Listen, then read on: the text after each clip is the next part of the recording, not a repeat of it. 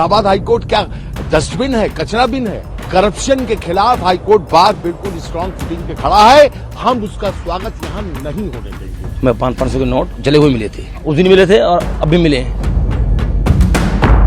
जले हुए 500 रुपए के नोट, और ये नोट कहाँ से मिले? एक कूड़े के ढेर से। और जरा अंदाजा लगाइए इस ढेर में करीब कितने नोट जले होंगे।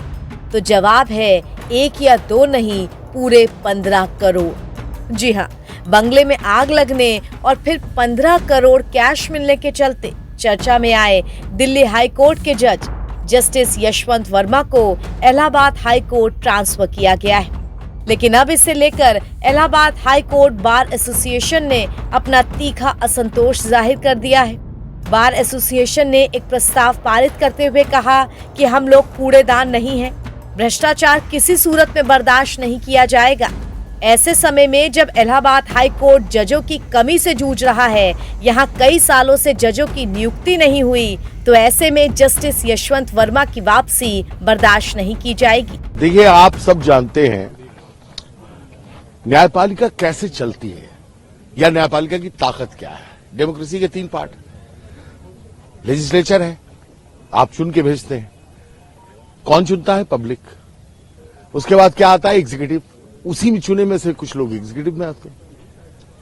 और तीसरा पार्ट है न्यायपालिका। न्यायपालिका की ताकत कौन है? पब्लिक। तीनों पूरे इंटायर नेशन जो डेमोक्रेटिक सिस्टम है उसकी ताकत है पब्लिक। अगर पब्लिक का विश्वास न्यायपालिका से हटेगा तो क्या होगा ये खुद आप अंदाज लगा लीजिए। पूरा देश कोलैप्स करके नीचे चला जाएगा। एक सामान्य कर्मचारी के घर पे 15 लाख रुपया मिलता है तो उसको जेल भेजते हैं। एक जज के घर पे 15 करोड़ रुपया कैश मिल रहा है, उसको घर वापसी का इनाम दिया जा रहा है। क्या हाईकोर्ट, इलाहाबाद हाईकोर्ट क्या डस्टबिन है, कचरा बिन है?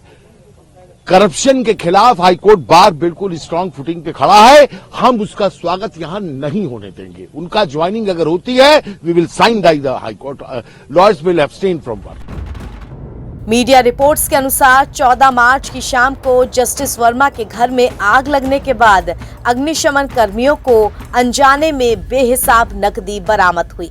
इसका वीडियो भी सुप्रीम कोर्ट की तरफ से जारी किया गया, जहां अग्निशमन कर्मी आग बुझाने के काम में लगे हैं और उन्हें चारों तरफ जले हुए 500 के नोटों के टुकड़े मिल रहे हैं। साथ ही आग लगने की इस घटना के बाद कूड़े के ढेर की सफाई करने पहुंचे सफाई कर्मियों को भी 500 के जले हुए नोटों के टुकड़े मिले। क्या पूरा मामला क्या आपको अभी यहाँ पे? मामला जी ऐसा, हम कूड़ा गाड़ी पर काम करते हैं, कूड़ा उठाते हैं। तो मेरे 4-5 दिन हो गए, हमें 500 के नोट जले हुए मिले थे। अच्छा। और अब भी मिले थे वहाँ पड़े हुए नोट। अभी जब आप यहाँ पर आके सफाई कर रहे थे, कट्टों के साथ आपको नोट मिले? हाँ, उस दिन मिले थे और अब भी मिले हैं। अभी नोट मिले हैं? अभी मिले थे, छोटे छोटे टुकड़े। मेरा नाम इंद्रजीत है जी। इंद्रजीत जी, यहाँ पे सर हम यहीं इसी सर्कल में काम करते हैं, तो यहाँ रोड पे से जो कूड़ा उठाते हैं। अच्छा, ये अभी यहाँ पे आपने सफाई करी तो आपको क्या मिला, क्या देखा? सर वो 4-5 दिन पहले यहाँ सफाई कर रहे थे, हम वो ढेर उठा रहे थे कूड़े का, तो उसमें जला हुआ कुछ सामान था। उसमें 500 के नोट थे जले हुए, वो छोटे छोटे टुकड़े थे उसमें। अच्छा, अभी भी आपको मिले हैं पैसे? नहीं सर, ये उसी दिन के हैं जो हमने सफाई करी थी। अभी हाँ, 1-2 टुकड़े मिले हैं बस। पैसे के नोट थे वो? हाँ, नोट 500 का जला हुआ नोट था, टुकड़ा था। अब इस घटना के बाद जहां सुप्रीम कोर्ट कोलेजियम ने न्यायमूर्ति वर्मा को उनके मूल उच्च न्यायालय यानी इलाहाबाद उच्च न्यायालय में वापस भेजने का निर्णय लिया है, मुख्य न्यायाधीश ने आरोपियों की आंतरिक जांच भी शुरू कर दी है, जिसके बाद दिल्ली उच्च न्यायालय के मुख्य न्यायाधीश ने न्यायमूर्ति वर्मा से स्पष्टीकरण मांगा था और उनका ट्रांसफर कर दिया गया था। मगर अब इस ट्रांसफर पर भी बवाल शुरू हो गया है। एनबीटी ऑनलाइन की रिपोर्ट।